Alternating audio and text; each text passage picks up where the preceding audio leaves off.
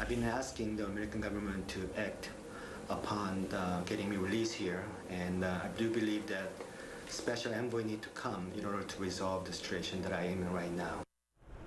That was Kenneth Bae speaking this morning with CNN. Bae is a missionary who has been held by Pyongyang since November of 2012. North Korea says Bae was trying to bring down the government through religious activities. His family has been anxiously awaiting any news of how he's doing. His sister Terry Chung joins us live now on the phone to talk about her brother's plight. Terry, thank you so much for taking the time to speak with me.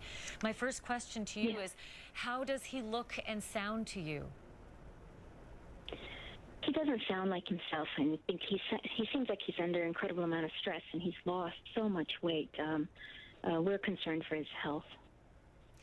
And did you take from anything, and keeping in mind there are guards in the room and this interview was highly orchestrated, did you take anything from the manner in which he said he's confessed to these crimes and he's seeking forgiveness from the DPRK?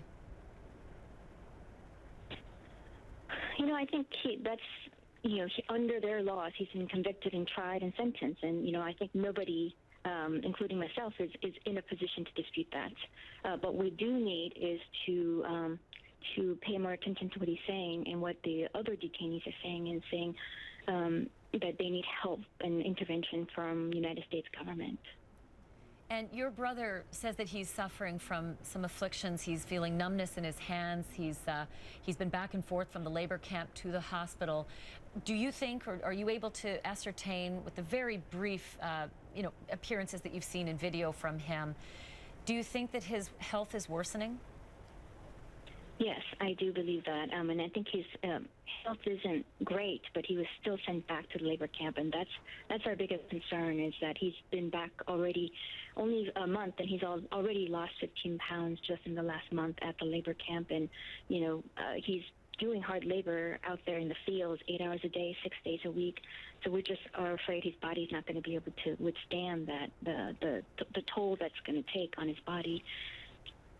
Terry, there was something odd that he said in the interview, which I wasn't aware of. I don't know if you and your family have been aware of it. He said he's the only prisoner in his camp, that there's a handful of guards always watching him, but that he's the only person that must be remarkably isolated.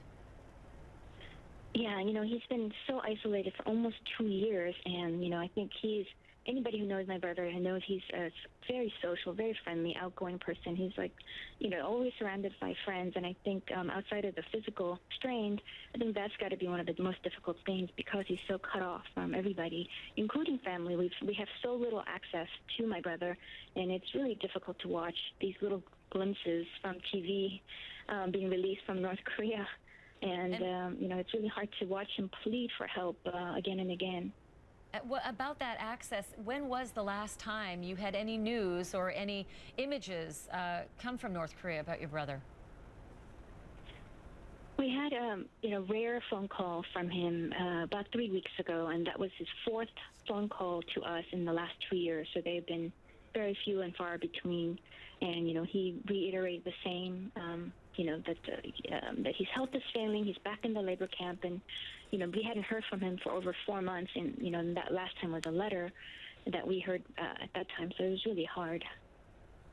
Well, listen, our thoughts go out to you. This has got to be just excruciating, and hopefully, if anything, that's given you at least the comfort to know that he is okay, and that he was able to speak to Will Ripley. But Terry, thank you for taking time to speak with us. We hope to speak with you again.